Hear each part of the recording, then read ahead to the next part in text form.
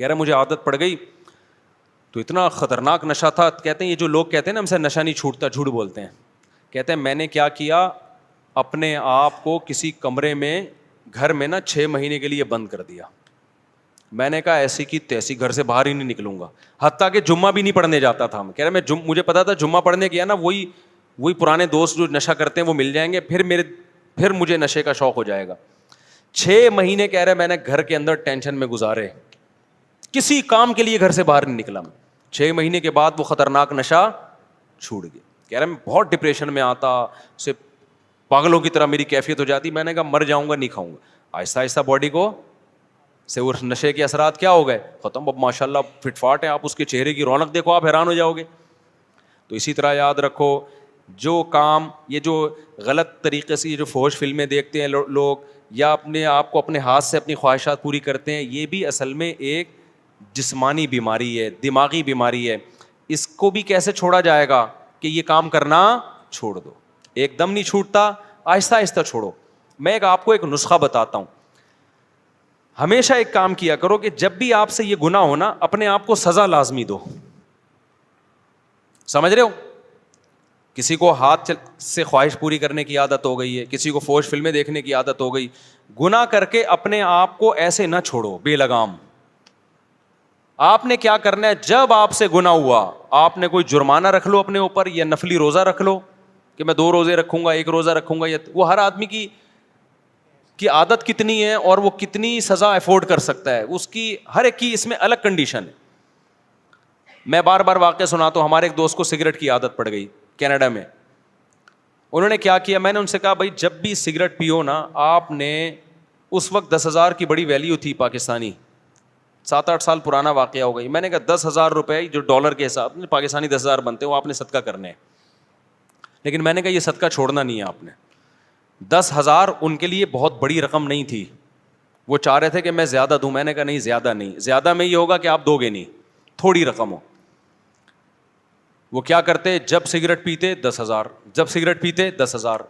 مجھے انہوں نے کہا میری تو عادت چھوٹ نہیں رہی. میں نے کہا یہ 10,000 دیتے رہو آپ, اس سے یہ ہوگا کہ گناہ کرتے رہنے سے نا گناہ کی کوانٹٹی بڑھتی ہے, کم از کم بڑھے گی نہیں. جتنی پی رہے ہو نا اتنی رہے گی. ابھی اس کو یہاں بریک لگا لو بس, یہ بھی بہت ہے. ابے جو گناہ کرتے ہیں دن میں 10 دفعہ 4 دفعہ 6 دفعہ, تو آپ کا کیا خیال ہے, یہی ہوتا ہی ہے کہ جو ہاتھ سے خواہش پوری کرتے ہیں پھر فلموں کی طرف بھی وہی جاتے ہیں, پھر فلمیں دیکھ دیکھ کے لڑکیوں سے دوستی کی طرف جائیں گے, پھر دوستیوں کی وجہ سے آگے زنا کی طرف جائیں گے. میں نے کہا یہ جو آپ نے اپنے آپ کو سزا دینا شروع کر دی ہے, اس کا پہلا فائدہ یہ ہوگا کہ یہ گناہ یہیں تک رہے گا, آپ اس سے آگے یہ سگریٹ تک ہی رہے گا, چرس کی طرف نہیں جاؤ گے آپ. ابے کیا ہو گیا آپ لوگ کی سمجھ, چرس آپ میں سے کوئی چرس ورس تو نہیں پیتے نا بھائی. یہ تمام گناہوں کے بارے میں پہلا نقد فائدہ کیا ہو گیا, بڑھے گا نہیں گناہ. ورنہ یہ جو ہاتھ سے خواہش پوری کرتے ہیں نا, یہ یہاں تک نہیں رہتے, یہ اس سے اگلے اسٹیپ کی طرف جاتے ہیں. انسان یہ جو گورا پہنچ گیا نا, وسیم سے شادی اور غفار سے شادی ہو رہی ہے گوروں کے یہاں, یہ اس لیے کہ زنا کر کر کے تھک چکے ہیں. یہ روزانہ نئی نائٹ کلب میں لڑکی, اب یہ تھک چکے ہیں, بھی کہہ رہے ہیں کچھ اور چاہیے. تو اب کچھ اور کے چکر میں پتہ نہیں کیا کیا کر رہے ہیں, یہ تو ممبر پہ بتایا نہیں جا سکتا. انسان خواہشات کا غلام ہے, خواہشات پوری کرنا شروع کر دے اس کی بریکیں فیل, وہ کہتے ہیں اور کچھ نیا چاہیے, کچھ نیا چاہیے, عذاب میں آ جاتا ہے. حل اس کا یہ ہے کہ آپ کو لذت چاہیے نا, آپ کو کھانے کی لذت چاہیے, آپ 2 ٹائم ناغا کر لو, کھانا کھانا چھوڑ دو, آپ تیسرے ٹائم پہ آپ کو دال میں وہ لذت محسوس ہوگی. ہم روزہ رکھتے ہیں, افطاری میں مزہ آتا ہے کہ نہیں آتا, لیکن گورے نے جو فلسفہ دیا ہے نا کہ نہیں اب کچھ اور کھاؤ, اب کچھ اور, اب کچھ اور, اب کچھ اور, تو بھائی اس کی تو کوئی حد ہی نہیں ہے. خواہش پوری کرنا چاہتے ہو تو خواہشات کو قربان کرنا پڑے گا. آپ چاہتے ہو مجھے کھانے میں مزہ آئے تو کھانا چھوڑ دو ایک ٹائم. ابے نہیں آ رہا نا, کیا ہو گیا, دیکھو جس دن رات آپ چاہتے ہو مجھے کھانے میں خوب مزہ آئے تو اس دن دوپہر کے کھانے کا ناغا کر دو. یہ نہیں ہو رہا آج کے شہوت پرست انسان سے, سمجھتے ہو.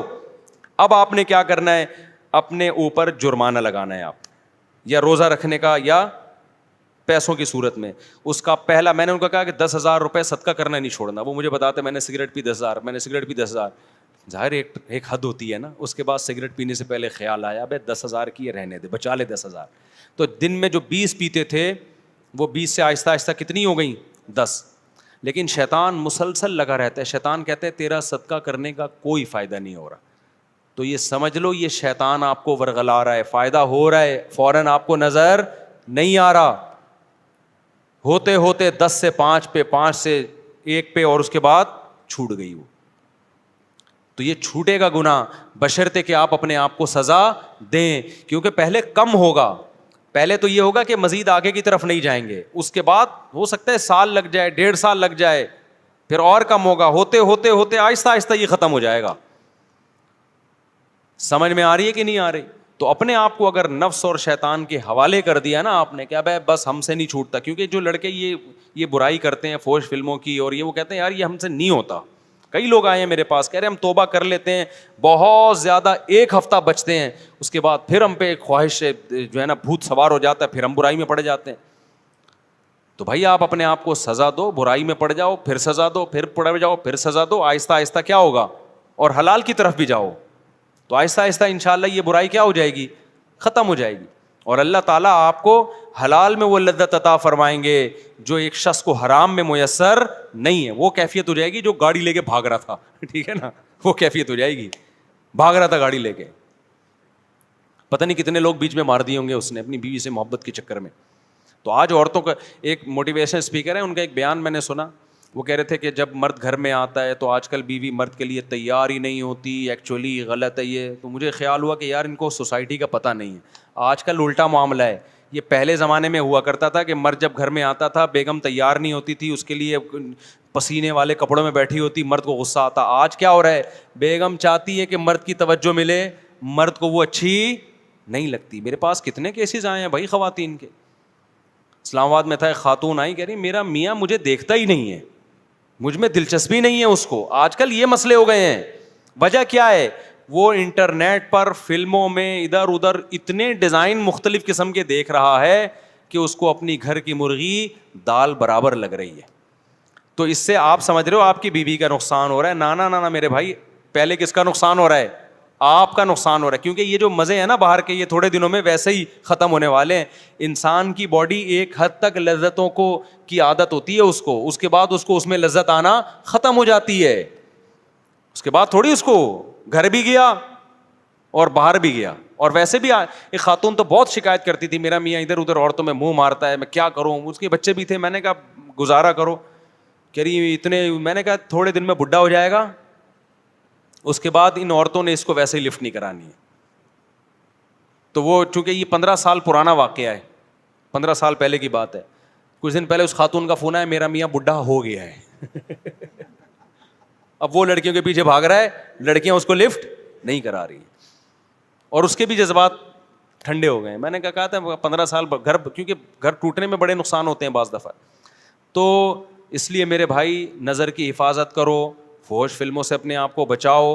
80 سال میں انشاءاللہ آپ کیا کرو گے, ایک اور شادی کر رہے ہوگے, اور پھر میڈیا پہ آپ کا مذاق اڑایا جا رہا ہوگا. 90 سال 80 سال کا ہو کے 18 سال کی لڑکی سے شادی کر رہا ہے.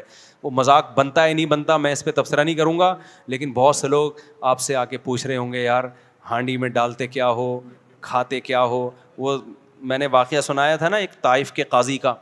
ہمارے استاذ طائف میں تھے, سعودی عرب میں, طائف نہیں ہے, وہاں کے ایک بوڑھے جج تھے. تو ججوں کا بڑا تجربہ ہوتا ہے, نئے نئے کیس آتے ہیں. تو ہمارے استاذ نے ان سے پوچھا کہ حضرت آپ کے پاس اتنے عرصے سے آپ کورٹ میں فیصلے کر رہے ہو, کوئی بڑا یونیک قسم کا کیس آیا ہو آپ کے پاس. تو جج صاحب نے کہا کہ میرے پاس ایک بڑا یونیک کیس آیا. 4 عورتیں آئیں میرے پاس, 4 جوان عورتیں, انہوں نے اپنے شوہر کے خلاف کیس کیا کہ وہ اس نے ہمیں ٹینشن دی ہوئی ہے مسلسل. سمجھ رہے ہیں, ٹینشن سے مطلب یہ کہ سکون ہی نہیں ہے اس کو. اب میں ظاہر ہے زیادہ اتنی ڈیٹیل میں جاؤں گا نا, تو ٹینشن دی ہوئی ہے. تو اس کو کہو کہ بھائی تھوڑا سا ناغہ کرے وہ ہمارے پاس آنے میں. تو جج صاحب کہتے ہیں ہمارے استاذ کو بتانے لگے کہ میں نے سوچا کہ بلاتے ہیں, کوئی ہوگا, کوئی بہت ہی کوئی ایتھلیٹ ہوگا, کوئی بڑا ہی پہلوان ہوگا. کہہ رہے میں نے بلایا تو بڈھا آدمی کمر جھکی ہوئی اس کی, لاٹھی لے کے آ رہا ہے نا, ایسے کڑک تھوڑا آدمی تھا نا, ایسے آ رہا ہے. کہہ رہے میں نے کہا یار یہ اس عمر میں اس نے 4 جوان عورتوں کو ٹینشن دی ہوئی ہے بھائی, ہیں بھائی, پرہیزگار آدمی تھا, نیک پرہیزگار. تو یار یہ اس عمر میں اس نے ان کو ٹینشن دی ہوئی ہے. آج تو جوان آدمی کی 4 ہونا تو وہ گھر سے بھاگ جائے, ٹھیک ہے نا, جو حالات ہمارے نوجوانوں کے چل رہے ہیں. تو کہہ رہے میں اس کو لے گیا الگ کمرے میں, میں نے کہا سزا وزا کیس ویس تو بعد میں, پتا وہ کھاتا کیا ہے, خوراک کیا ہے تیری. کہہ رہے اس نے کہا میری خوراک کچھ بھی نہیں, زیتون, کھجور, اونٹنی کا دودھ, بس یہ 2-4 چیزیں ہی تھیں, یہ 2-4 جو آرگینک چیزیں ہیں بس. تو کہتے ہیں پھر میں نے اس کو بتایا بھائی تیری عورتوں نے تیرے خلاف کیس کیا ہے تو تھوڑا سا ہاتھ ہلکا رکھ بھائی تو. تو کہتے ہیں اس نے کہا بوڑھے نے کہ میں ان کے خرچے پورے کرتا ہوں کہ نہیں کرتا, ان کی پوری ذمہ داریاں اٹھاتا ہوں کہ نہیں اٹھاتا, ان سے پوچھو. تو ان سے پوچھا کہ اس نے کہا جی خرچے میں کوئی کمی نہیں ہے. اس نے کہا پھر جب میں ان کے حقوق پورے کر رہا ہوں تو ان پر لازم ہے کہ میرے حقوق بھی پورے کریں.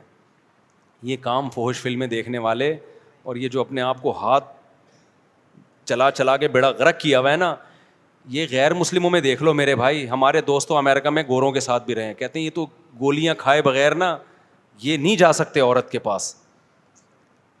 نامردی کی بیماری انگریزوں میں یہاں سے بہت زیادہ ہے, حالانکہ صحتیں ان کی ہم سے اچھی ہوتی ہیں.